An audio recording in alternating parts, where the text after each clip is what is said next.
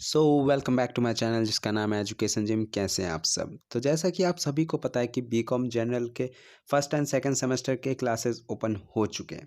ठीक है, तो आज जो हम करवाने जा रहे हैं वो है BCOC 131 फाइनेंशियल अकाउंटिंग की क्लास सेकंड, जो कि आपका फर्स्ट चैप्टर अभी स्टार्ट हुआ है, वही चल रहा है। आज इसकी क्लास एंड कर दूंगा। ठीक है, तो लास्ट कंसेप्ट आपको क्या बताया था मैंने, याद होगा आपको। अकाउंटिंग अकाउंटिंग क्या होता है एंड अकाउंटिंग के फंक्शंस क्या होते हैं। ठीक है, क्वेश्चन किस तरीके से पूछता है आपसे, क्या क्या आपको बताना था, ये चीज़ बता चुका था। ऑब्जेक्टिव्स आपको लिखवा चुका था। ठीक है, आज की जो क्लास में बात होती है वो होती है हमारी बुक कीपिंग के ऊपर। Book keeping, accounting and accountancy, ये हमारा फर्स्ट कंटेंट था कि इसके ऊपर हम आज डिस्कस करेंगे। ठीक है, तो बुक कीपिंग क्या होता है, जैसा कि आप रीड आउट कर पा रहे हो, it is a part of accounting and it is the process of identifying, measuring, recording and classifying the financial transaction. ठीक है, बुक कीपिंग एक नॉर्मल वे में आपको बता दूँ, बुक कीपिंग होता क्या है। कुछ भी ट्रांजैक्शंस हो रही है, आप अपने पास लिख के रखोगे हैं। सेल परचेज जो भी हो रहा है आप अपने पास से, लेट सपोज आपका दुकान है। ठीक है, आपकी एक दुकान है, आप कुछ भी बेच रहे हो या खरीद के ला रहे हो, आप कहीं पे नोट डाउन करते रहोगे ना कि ये सेल हुआ, ये परचेज हुआ। ये चीज़ आप नोट डाउन करते रहते हो। ठीक है, मेज़र करते रहते हो, उस चीज़ को रिकॉर्ड करते रहते हो, टाइम टू टाइम लिखते रहते हो। ठीक है, उसको हम क्या कहते हैं, बुक कीपिंग। यानी कि कुछ भी फाइनेंशियल ट्रांजैक्शन जो भी हो रहा है, ठीक है, फाइनेंशियल ट्रांजैक्शन जो भी हो रहा है उसको आइडेंटिफाई करके, मेज़र करके, रिकॉर्ड करके और क्लासिफाई करके करने के जो मेथड्स होते हैं, जो काम का प्रोसीजर है, उस अकाउंटिंग मेथड को हम कहते हैं बुक कीपिंग। ठीक है, नेक्स्ट अकाउंटिंग। अकाउंटिंग क्या बताया था आपको? Accounting is the process of identifying, measuring, recording, classifying, summarizing, interpreting and communicating. ठीक है, the financial transaction and events in monetary terms, ये बताया था आपको अकाउंटिंग। सेम यही होता है, बट जो बुक कीपिंग का पार्ट है वो पहला होता है, देन आफ्टर दैट अकाउंटिंग होता है। लेट सपोज कि किसी भी कंपनी में कुछ काम हो रहा है। ठीक है, आप अकाउंट्स के पार्ट फर्स्टली तो आप अपने पास क्या क्या चीज़ रखोगे, जो भी आपने ट्रांजैक्शन किए साल भर में, बिल, वाउचर्स, रिसिप्ट, ये सब रखते हो।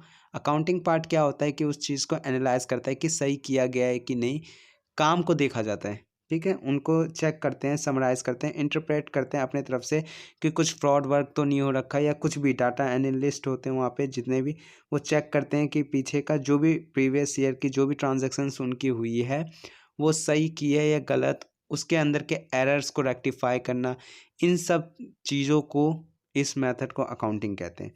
तो फर्स्टली चीज़ क्या होता है, book keeping, then after that accounting होती है।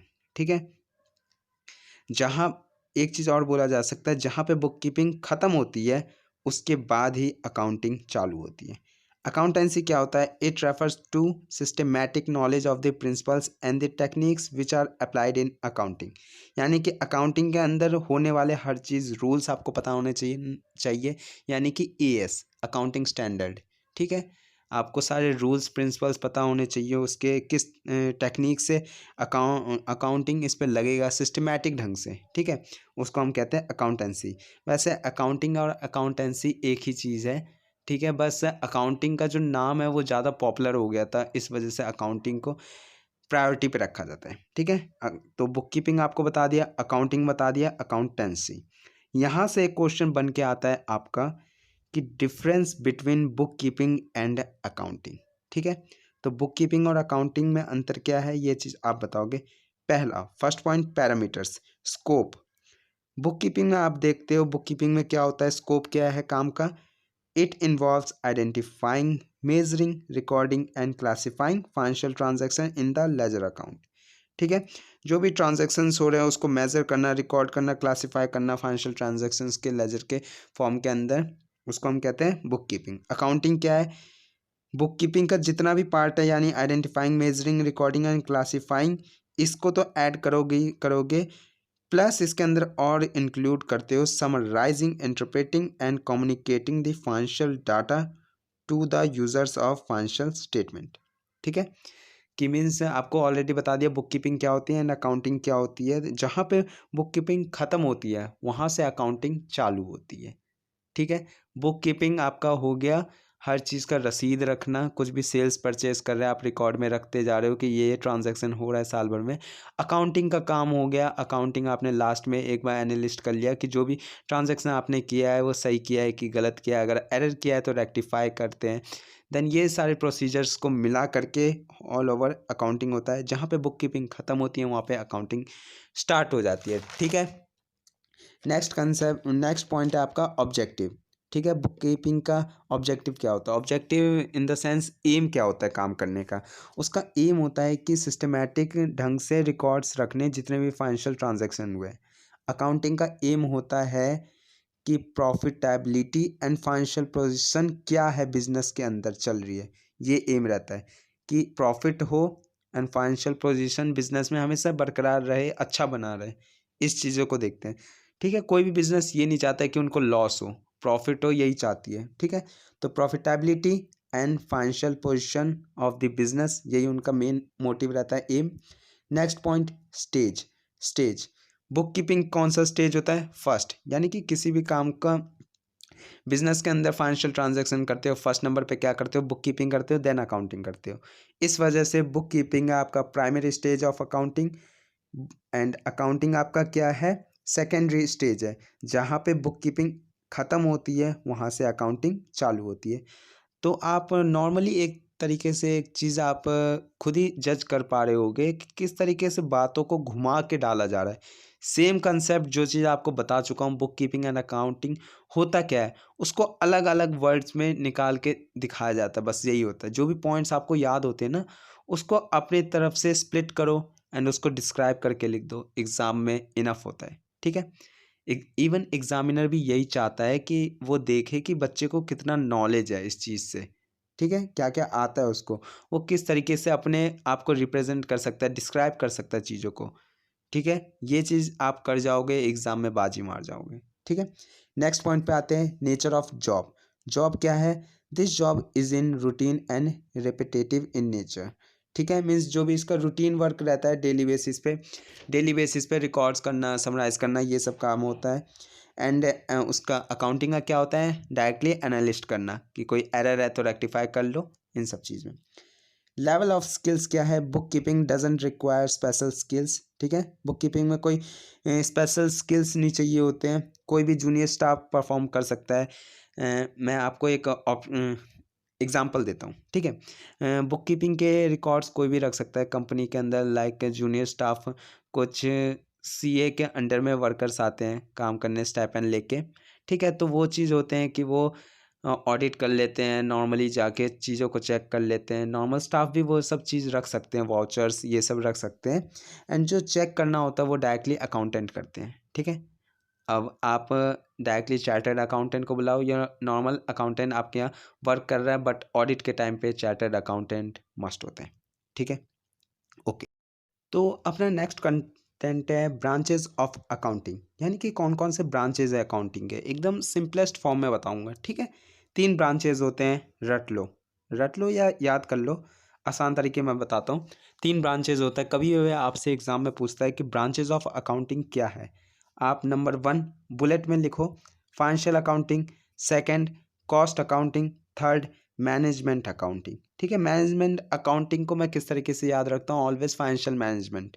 ठीक है, पहला फाइनेंशियल अकाउंटिंग जो कि आप अकाउंट्स पढ़ते आ रहे हो। ठीक है, कॉस्ट अकाउंटिंग यानी किसी भी अकाउंट के ऊपर या किसी भी प्रोडक्ट या किसी भी चीज़ के ऊपर कॉस्टिंग करना, उसे हम कॉस्ट अकाउंटिंग कहते हैं।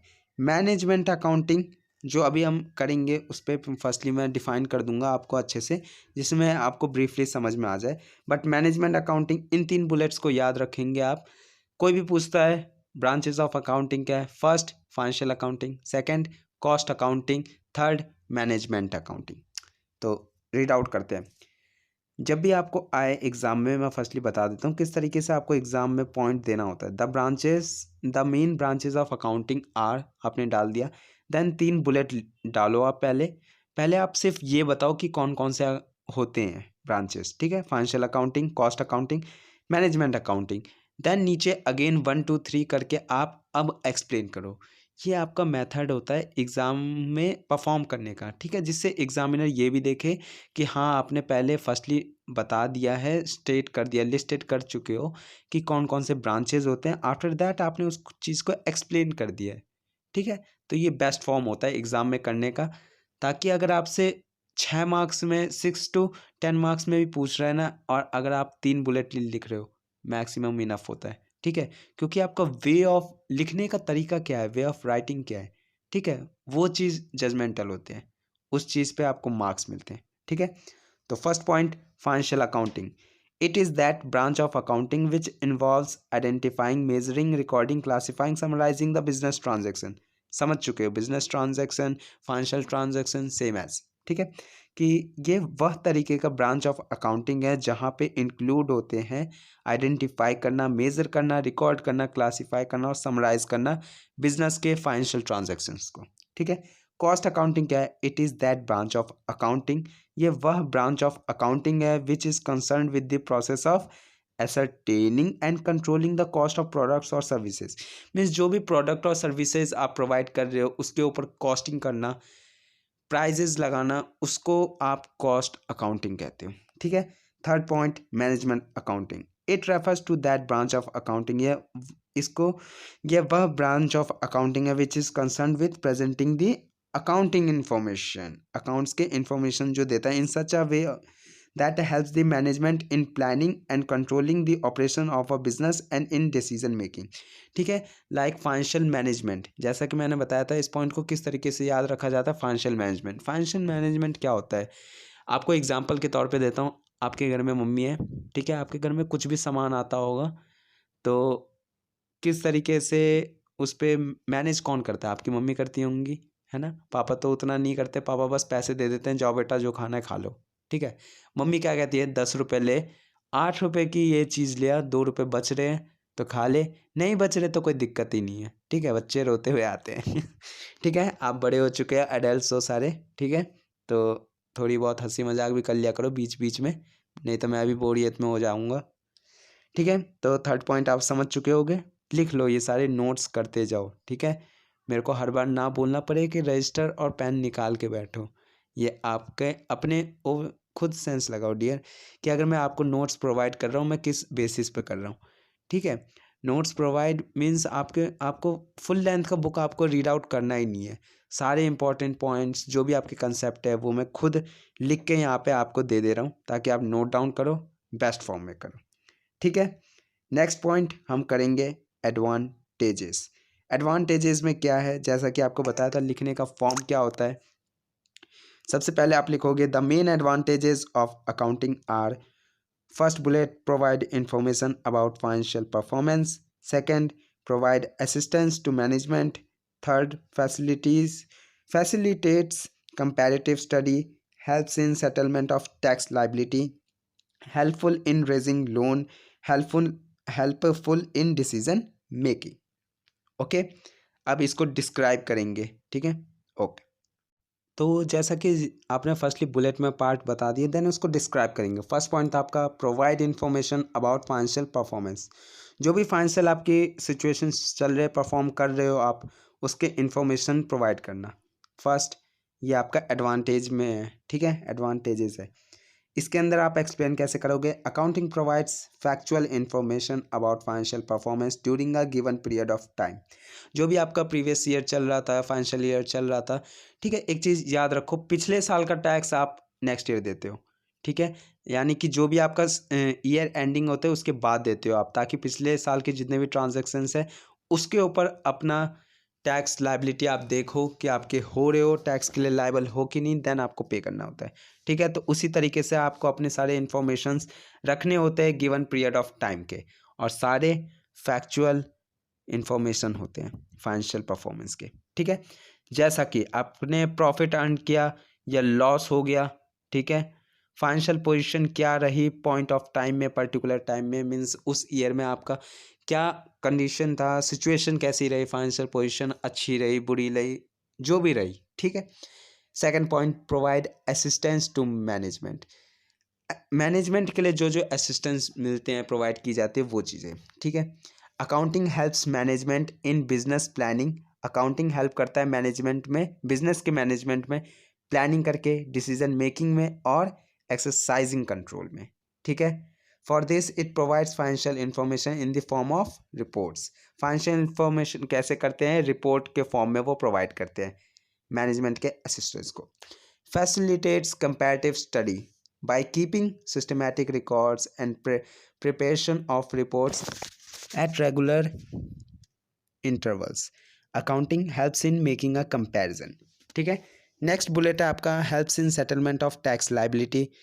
इसके अंदर आप क्या लिखोगे, systematic accounting records help in settlement of various tax liabilities such as income tax, GST etcetera. GST यानी आपके इनडायरेक्ट टैक्सेस, जिसको जीएसटी हो चुका था, बाद में हो चुका है।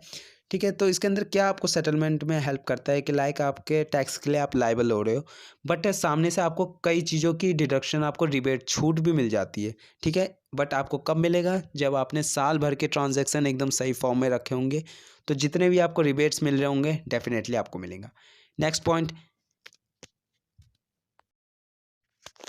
पॉइंट है आपका हेल्प्स इन रेजिंग लोन। ठीक है। इसके अंदर आप क्या लिखोगे, banks and financial institution grant a loan to the firm on the basis of appraisal of the financial statement of the firm. यानी कि आपके बिजनेस के, आपके जो भी आपका फर्म है, कंपनी है, जो भी आपका काम चल रहा है, उसके फाइनेंशियल स्टेटमेंट देखेंगे वो कि किस तरीके से प्रॉफिट कर रही है, लॉस कर रही है। उस बेसिस पे बैंक आपको लोन ग्रांट कर देती है। ग्रांट करना मीन्स आपने लोन के लिए अप्लाई किया, आपको तुरंत ग्रांट हो जाता है कि हाँ इतने का आपको लोन मिल सकता है, एंड बैंक आपको लोन प्रोवाइड कर देती है। Next point, helpful in decision making. इसके अंदर क्या लिखोगे, accounting provides useful information to the management for taking decision. Accounting जो है वो आपको इंफॉर्मेशन प्रोवाइड करता है जो कि आपको किसी भी डिसीजन लेने में, मैनेजमेंट करने में आपको बहुत ही हेल्पफुल रहता है। ठीक है। तो ये सारे पॉइंट्स हैं आपके एडवांटेजेस में। अब जो पॉइंट स्टार्ट हो रहा है वो है आपके लिमिटेशंस का मतलब डिसएडवांटेजेस। अकाउंटिंग बता रहा हूँ।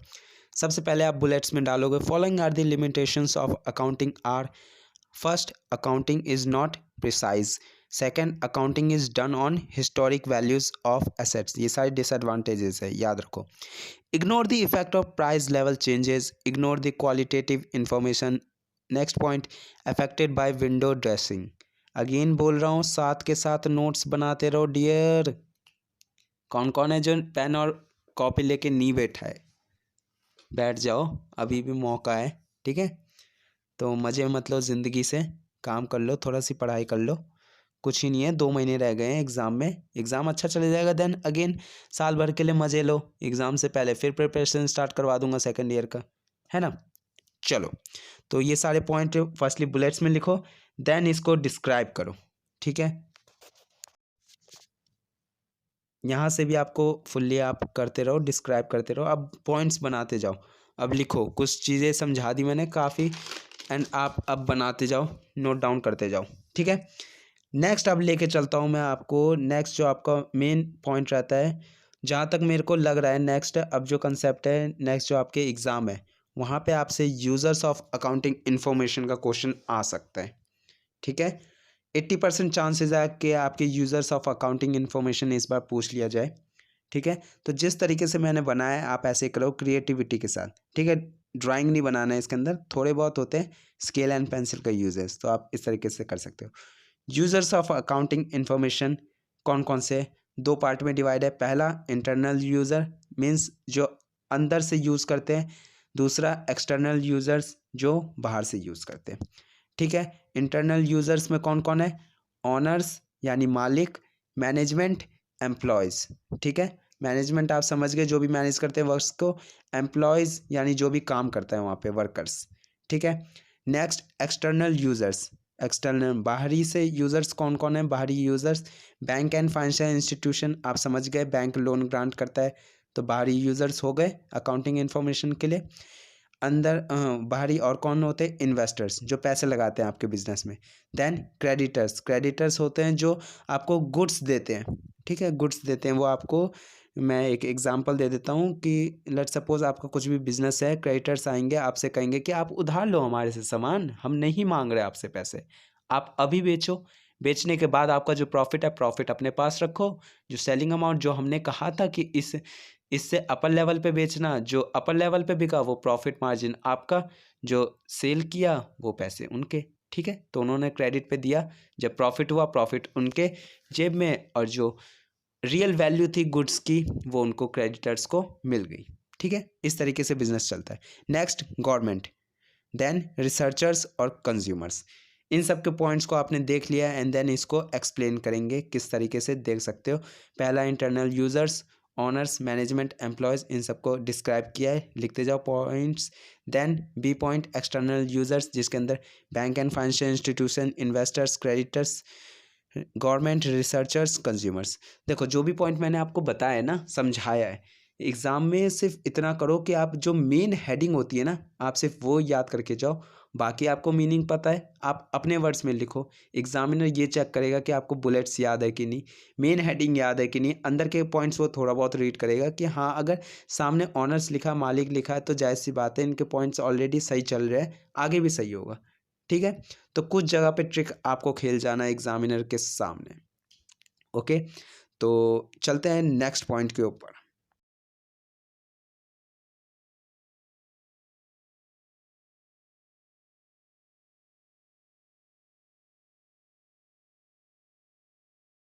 तो अगला पॉइंट लास्ट पॉइंट है, ये चैप्टर फिनिश है।